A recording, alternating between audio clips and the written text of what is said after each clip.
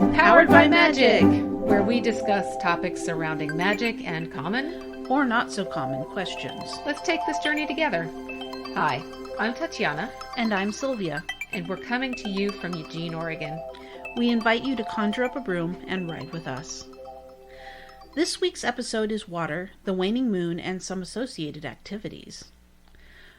Now, we apologize for the quality of the 5th episode. We had some technical difficulties and we're still figuring them out. So, how's the week going? Well, we've had a little longer than a week interspersed, so there's a lot that's been going on for me. Right. My daughter visited from Portland, and she came down prior to my going to Atlanta. We had a great, fabulous time, did a barbecue with my son, and just wonderful time, did Saturday market. Ooh. Yeah. The traffic was a nightmare because I think it was a holiday weekend at that point, and it was just horrid. It took us 40 minutes to go, I don't know, something like 9 miles. It was insane. That's terrible. It really was. We did not plan that well. It was not intentional. After that, I did get a chance to go see my friend in Atlanta, which I had been preparing for. We've known each other 46 years. Oh, wow. Since 2nd grade. I got to see her new home. I got to meet with her daughters again, who I hadn't seen in a while. She's got some new cats. We did manage to go to Savannah and get a ghost tour. Her daughter gave us a lovely ghost tour at night. I learned that in Savannah, when you walk over some of the cobblestone sidewalks, they are little, like, I don't know, wavy or bumpy or whatever. And I learned that the reason for that is that the ground is sinking around the graves of people. So you're literally walking over the graves of people. Oh, creepy. Very creepy. Very creepy. It gave a whole new meaning to that sidewalk walk. She and I did some kayaking, which was pretty kind of adventurous and hilarious. I told my friend all about it, told you all about it, but I won't go into the long story of this, but suffice it to say that I went kayaking with my friend in a lovely lake around her house with a centipede in the boat, and I knew the centipede was in the boat. So the whole time I was thinking about a centipede in the boat. It eventually did rear its ugly head. I was sitting on the outside of the boat, on the top and the outskirts of this kayak, trying to balance myself while also grabbing at this very fast centipede, which somehow I managed to get, and I flung it overboard really fast. And my friend is trying to get to me to rescue me, and she was having difficulty doing that. Then I asked her to look over the side of the boat to see if it had landed back on the boat, because now I'm paranoid. Oh, boy. And she didn't see it anywhere, but I didn't trust that. So the whole way back, I'm rowing back with my knees crouched up against my chest and just squeezing myself into the smallest little space possible of this kayak. I paddled back. It was hilarious. If anybody got a video, it would have gone viral for sure. It was pretty darn funny. That was one of our adventures. Then I did get a chance to do, I think I mentioned possibly the last time we spoke, that I was going to be doing a tarot reading for the first time in a long time. Oh. For real, if you will, for cash. Okay. I'm getting back into doing that, as you know. I'm getting into some new styles. There's something called tarot coaching that I'm working on and learning. It's pretty exciting. The old client / new client, if you will, was fabulous. It was a really great reading. Cool. I'm feeling inspired. I'm looking forward to doing this on Zoom with people, maybe through email. But I'm really excited to get out there and do readings again for people, finding new ways to do readings for people. So that's something that's going to be up and coming. I don't know what the name of my, I don't know if it's a business, reading, site, whatever. I don't know what that is yet, but I'm working it out and it'll come soon. Also, I wanted to say that I mentioned that my cat Ember was going to be going and staying with my son while I was in Atlanta.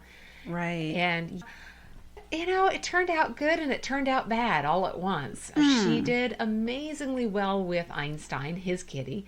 Einstein's like 16 and he's still very young at heart, but he just kind of lollygagged up to her and looked at her and was like, "Oh, who are you?" And she's like, "Oh, no, no, no, no, no. You're approaching me. Oh, no, no, no, no." She wasn't hissing, you know, she wasn't doing any of that, but she was definitely not liking the approach. Yeah. Apparently, she got a lot better about it. They hung out together. There's some pictures of her at the window. The bad part is that when she had to be locked up at night, because that was necessary, she just meowed and meowed and meowed. Just was relentless, apparently. They were not enjoying it, and she is not invited back as far as I'm aware. So Oh, geez. that's unfortunate. But it was a good experience for her. I was glad that it happened. I think it was good for them because they were thinking about getting a kitten. I do believe that it showed how much work it is. Yeah. I think that was all around. I think it was a good thing. Mm-hmm. Hey, 4th of July happened. Yes, it did. Did a barbecue. Nice. Yep. Had the family together. Did a barbecue. It was really a beautiful day. Pretty hot, but it was beautiful. Yeah. Yeah. Yeah, it was a beautiful day. That's what's been going on with me. How about you? Well, let's see. I'll start with my 4th of July. I was with my sister Katie, and we played video games all day. Sounds nice. Oh, it was a blast. We ended up searching around for treasures and different things. And I did laundry. So that was my 4th. Okay, that doesn't sound so much fun. No, but, it had to be done. But that was my 4th. Otherwise, I asked for time off to visit my dad on his birthday on the 26th. And as far as I know, that's a go. Oh, good. Yes. Been watching videos on YouTube about psychology and ADHD. Very interesting. I'm getting tested for ADHD in December. I still have some paperwork to fill out before that can happen, but that's a long way off. Yeah. I've been not officially, I guess, tested. I don't know what that looks like, but the person that I see, my psychologist, actually says that I am ADHD as well. We relate to each other quite well on this level. Yes. Anyway, didn't mean to interrupt. Keep going. I spent time with a friend last week, and we went to a taco shop. We played games together, had a fun time. Played Sea of Thieves with my brother. Sea of Thieves is a game where you play a pirate and you sail ships and you get treasure and you fight skeletons, and it's just all around a lot of fun. You also end up fighting other players as well sometimes, which can be a little nerve-wracking when you've got a lot of treasure in your hold. Oh, yeah. Yeah. I don't do those games very well. I know you know this, but just for everybody out there, I'm not good at those games. I play the old-fashioned Farmville, and nowadays it's Animal Crossing. Yeah, that's me. That's my pace, my speed. Yep. Oh, the only other thing that I've got going on is that I'm a GM for Fate Core System, which is a tabletop RPG. And I'm creating a one-shot for a friend's niece and nephew. They're going to be playing as magic cats. They're going to be fighting the boogeyman. Oh, okay. I know that you know this, and probably everybody else knows this, but would you mind telling me again what a one-shot is? A one-shot is just a game that is supposed to last for one session. So usually a session is anywhere from 2 to 4 hours. Oh, okay. All right. So it's just one game, and it's supposed to be all included. It's just one shot. Okay. That makes sense. Other than that, not much. That sounds like a lot of fun and not overloaded, but enough to do. Yeah. Nice to see family and play games. And yeah, it's nice to do that. All right. Well, do you have, completely switching off of now our little update about ourselves, do you have any particular water-oriented memories that, stick out for you, which you might want to share since we're going to be covering water today? Ooh. When I was a kid, this is, probably about 14 or so, 13, my dad would take me up gold panning in the mountains. This one particular spot had this great little cliff that you could jump off of, and it had this about 20-foot deep pool underneath. It had rocks all over the place. I proceeded after a while to grab one of those rocks to weigh me down so that I could walk on the bottom and just sit there and sit in the water in the quiet. I just loved it. Oh, wow. Just feeling the pressure of the water, the ambient noise, and it was magical. Wow. Wow, that sounds really amazing. I have sat at the bottom of a pool for quite some time. I don't know if I should tell the circumstances behind how I did that, but I did do that. It was really an amazing experience. I can certainly relate to that experience. Yeah, it was very peaceful. Well, how about you? Mine isn't maybe the happiest of memories, but it was what I remember.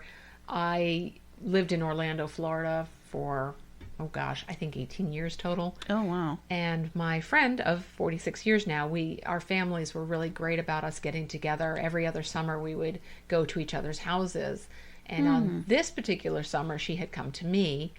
We went to a place called Wet and Wild, which is a water fun park, as it may sound. It didn't have like rides, but it had all these neat slides and the wave pool and, all the stuff that a little water place has. I don't know that would be called little. I guess we must have been dropped off at what we call the I-Drive, International Drive in Orlando. We used to always call it I-Drive. So I think we were dropped off kind of at the top of that, and we must have walked down to the park, I'm guessing. Okay. I don't remember everything, but we had a fantastic day there. Did all sorts of great things. I should mention my friend is a redhead. And apparently didn't put on enough sunscreen. Oh, no. Yeah. And big oh no, because afterwards she was so burned that we had to, we were walking back up International Drive to get our ride, which I'm talking probably at least 2-3 blocks that we had to walk after having been in the sun all day. Mm-hmm. For several days after that, all you could hear from her was ow, ow, ow, ow, ow, ow, ow, ow, ow, ow, ow, ow, ow, ow, sitting, walking, laying. It was horrible. I mean, the day was so much fun, and yet, and it's kind of a funny memory in retrospect, because, I can just hear her saying that, and it just was kind of humorous in the moment, at this moment, but it was maybe not the best memory at the time. But when you have somebody that you're friends with for that long, you have those kinds of memories. Yeah. She and I still kind of laugh about that to this day. Oh. Okay, that in mind, let's jump right on in, no pun intended here, and get the ball rolling with our god or goddess of the day. I don't remember which one you decided to do, so why don't you just get going on it and let us know. The god for today is going to be Poseidon. He is the god of seas, horses, and earthquakes. He looks like a bearded man with piercing eyes, often with a trident. His duties is to watch over the seas, sailors, and many port cities. His lineage, second son of Titans Cronus and Rhea. He's the husband to Amphitrite, who is a sea nymph, but he, like Zeus, pursued others. Had a great number of children, including Orion and Pegasus. The story I'm going to share with you today is one of Poseidon and Athena. Poseidon wanted Athens as one of his cities, so he challenged Athena for it, because Athena at that time was the primary goddess of the city. Okay. And he was jealous. Of course. Yes. There was declared a contest between Athena and Poseidon for who should be the patron god or goddess of Athens. Poseidon struck a rock with his trident, and a saltwater spring erupted from it in a temple. Athena planted an olive tree. The first king of Athens was the one that judged the contest. His name was, I think, Cecrops? It's Cecrops, so... I don't know. He decided on the tree because from the tree you can get wood, fruit, and oil. Athena was declared the patron goddess of the city again. In retaliation, Poseidon sent a huge flood. Of course he did. Because what else would you do? Yeah, that's what Poseidon does. He gets irritated and angry, and he does things. I think gods do that a lot. Right? Interesting facts, or fact, Poseidon was the reason for Odysseus's long voyage home, in retaliation for blinding Poseidon's son, the one-eyed Cyclops, whose name I cannot remember right now. Mm-hmm. His symbols are horses, seawater, tridents, fish, dolphin, and bulls. Okay. Don't think I would have seen bulls. I know, right? That's an interesting one. Although, bull-headed, I can see that. Yeah, right. Mm-hmm. Well, what is it that led you to picking Poseidon for today's podcast? Well, picking a deity for this particular podcast was actually quite hard for me. It was a challenge. I went through a lot trying to find a male deity for water. Finally settled on Poseidon because he fit what I was looking for. I'm still on the fence a little bit just because of his mercurial nature. I picked Poseidon because he fit what I was looking for. Okay. Fair enough. I enjoyed that. Thank you. Mm-hmm. I always appreciate it when you do this for us. Mm-hmm. Keeping in line with our water energy, I picked the following poem. I love your poems. Thanks. It's Going for Water by Robert Frost. The well was dry beside the door, and so we went with pail and can across the fields behind the house to seek the brook if it still ran. Not loth to have excuse to go, because the autumn eve was fair, though chill, because the fields were ours. And by the brook our woods were there. We ran as if to meet the moon, that slowly dawned behind the trees, the barren boughs, without the leaves, without the birds, without the breeze. But once within the wood, we paused like gnomes that hid us from the moon, ready to run hiding new with laughter when she found us soon. Each layered on other a staying hand to listen ere we dared to look, and in a hush we joined to make, we heard, we knew we heard, the brook. A note as from a single place, a slender tinkling fall that made now drops that floated on the pool like pearls, and now a silver blade. That's a perfect poem for this podcast. It's so evocative of all we've been talking about. Autumn, the moon, and water. Thank you for that, Tatiana. Sure, I got really lucky. As with you, it was hard to find a poem, and I really got lucky. Robert Frost is so, he's epic. Yes. So you can't go wrong with him. Mm-hmm. Continuing on that note, here's a water invocation from Tatiana. All right, here we go. Sacred spirits of the West, waters of the setting sun, I call you here. I ask you, come. Bring your waters and soothe my soul from the womb until my end. Let your ebb and flow teach me, so that I may comprehend that compassion be my given name, till the day I know is done. Sparkling waters of the West, I call you, come. As always, goosebumps. Thank you. Mm-hmm. And Tatiana again. Here comes some correspondences that go with the element of water. Okay, folks, here we go again. Lots of information. Mm-hmm. May want to write it down. May want to write it down if you can, or just, you can just listen. Water is the West and emotions. It rules emotions, feelings, love, intuition, the unconscious mind, the womb, and fertility. Time would be twilight, and the season is autumn. Colors are dark blue, blue-green, gray, and indigo. Places, the oceans, streams, rivers, lakes, and wells. Tools, the chalice and cauldron. Double, toil and trouble is all I can think of. I'm sorry, I had to do it. Spirits are mermaids and undines. Sense would be taste. The jewel is aquamarine. Incense is myrrh. Plants would be ferns, lotuses, mosses, rushes, seaweeds, and water lilies. The tree is willow. My favorite tree. Yeah, it is so beautiful. I love it. Animals, dolphins, porpoises, fish, seals, seabirds, whales, all water creatures.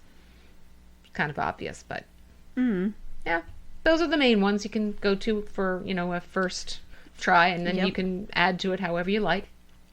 Goddesses: Miriam Marie, which is Celtic; Anuket, which is Egyptian; Fand, which is Irish; Otohime, which is Japanese; and Mama Kocha, which is Peruvian.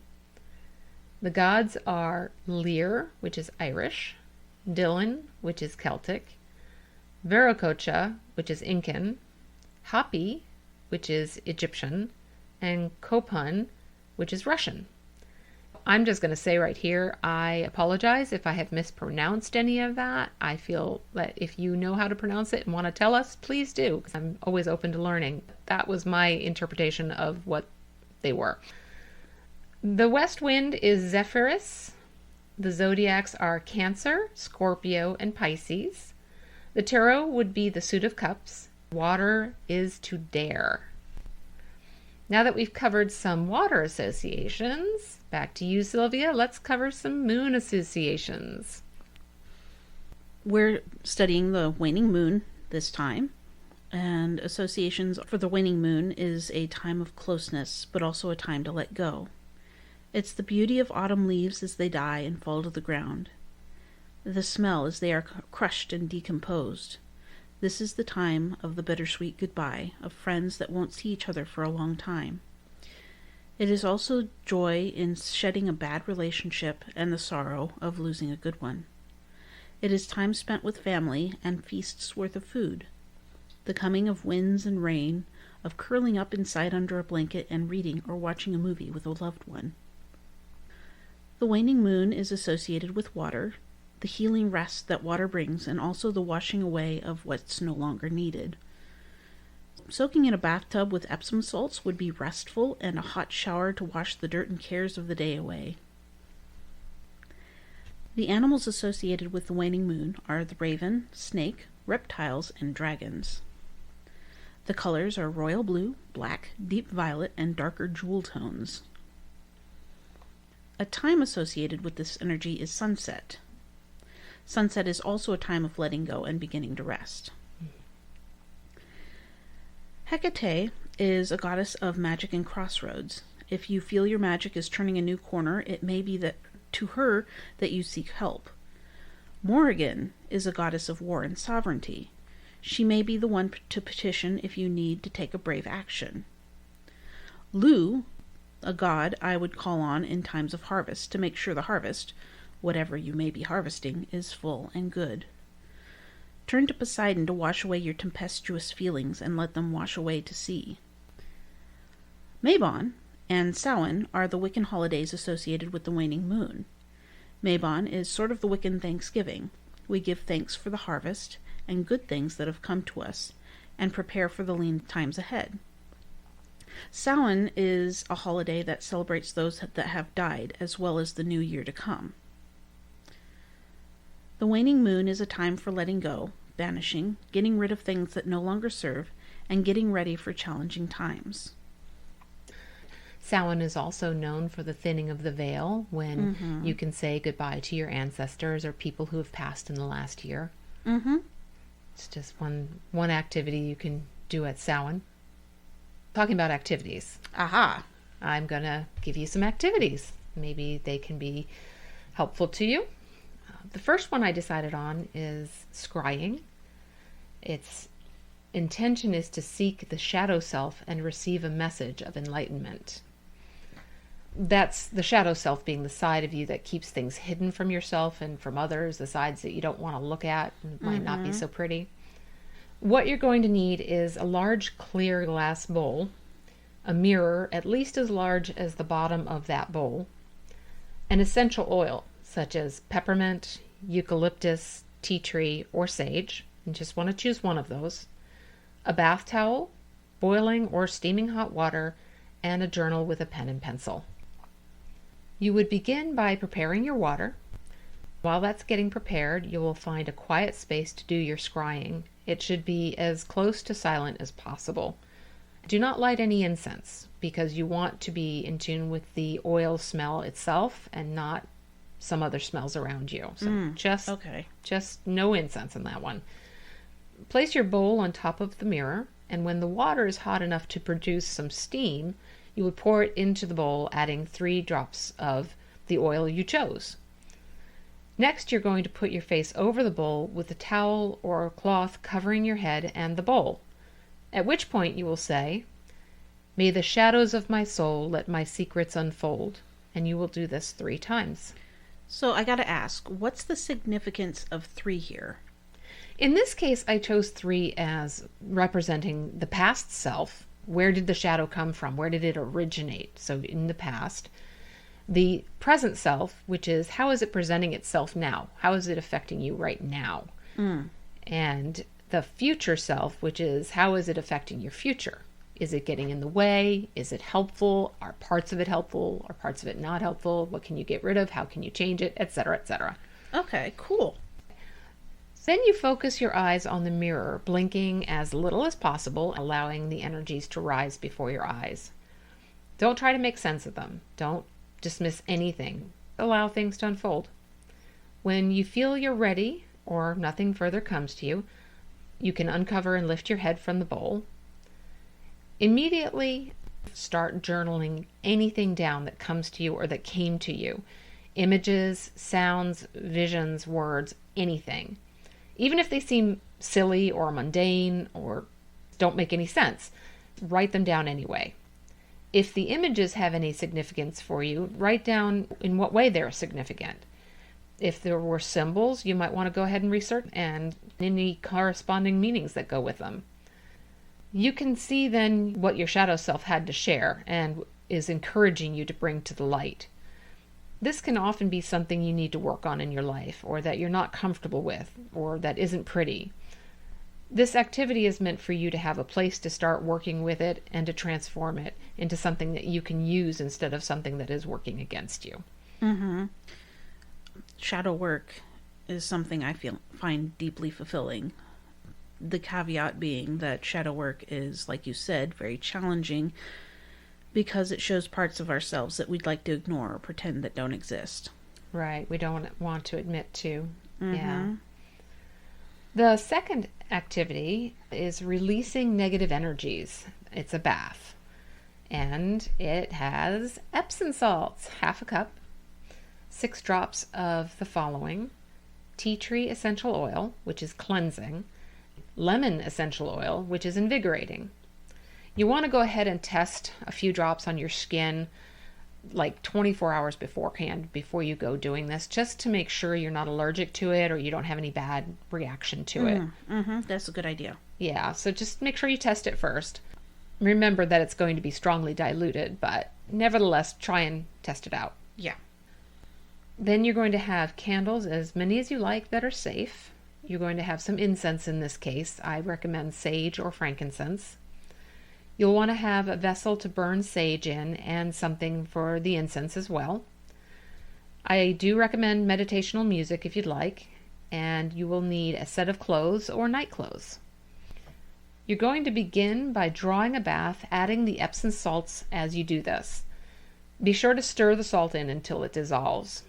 Start by lighting all of the candles and playing the music if you have some, and saging the space that you're in. Once this is done, undress and sage each item of clothing that you were wearing. Then do anything that you've brought in with you as well. So the clothes that you'll wear afterwards, you're going to want to sage those as well. Then you're going to sage yourself, beginning at the top of your head, the crown chakra. Now, I'll just interject a moment if I can. Okay. The crown chakra is located just above the crown of your head and connects you to the spiritual realm. Thanks.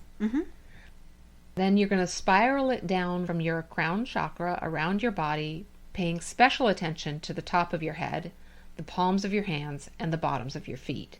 As you do this, you're going to visualize cleansing away any negative energy of the day. Next, take the oils and stir them into the bath, 6 drops each. So I have to ask, what's 6 drops mean here? Okay, well, it's kind of silly in a way, but the importance is to address your physical, mental, and spiritual, getting rid of negativity on all levels. The reason I said 6 instead of just 3 for each is so that you can really get the aroma from it. If you just put 3 in of each, you may not get that. So it's optional. Okay. Then step into the bath, saying, "May the waters of the mother cleanse me and return me to the innocence of her womb." Soak there as long as you like while releasing negative thoughts, physical pains, and emotions. Let the mother take them from you. Try to stay in the bath until you feel the pull of that negativity releasing. When ready, drain the tub, watching all that you released be washed away. Step out of the bath, thanking the mother for her nurturing energy, and then blow out any lit candles and dress yourself. That sounds lovely. Now, for those of you that are like me and only have a shower, we have an alternate option here. Instead of putting the drops of oil in the tub, grab a large bowl, or whatever works. Put in the oil, a 1/4 cup of Epsom salts, and a wash rag. Wash yourself with the mixture and visualize all the negativity going down the drain as you shower. Everything else should be done as described by Tatiana. I like that you caught that and added that in. We talked about this prior, and we realized that, well, not everybody has a bathtub. What do you do? What do you do as the backup plan? And basically, you just get creative. So remember that in anything that we tell you. If you don't have everything we tell you, you can get creative. You can look up online. There's, goodness knows, so much information online. But yes, we hope that we've offered you enough to work with. Today's tarot for our podcast was the Four of Cups, focusing on what you don't have and being blind to what is coming your way, wallowing in self-pity and what is perceived to be missing and not being satisfied with what one has, emotional indifference. A way to look at this would be to release desire for what you don't have and be content with what you do have, to look around and take stock of the things you haven't noticed and have been there waiting to be noticed. Take a look at your emotions. Ask, why are you feeling empty amongst all that you have? How do you fill yourself with joy? What are the blessings that you've taken for granted? Why are you looking at what you have with indifference? Take pause, count your blessings, and release the emptiness. Join us next episode, where we talk further about the moon and whatever else floats our boat. Please rate us on iTunes, Spotify, or wherever else you found us. I'm Tatiana, saying goodbye for now. And I'm Sylvia, saying so long and thank you for writing with us. This has been Powered by Magic. Thanks, everybody. Thank you.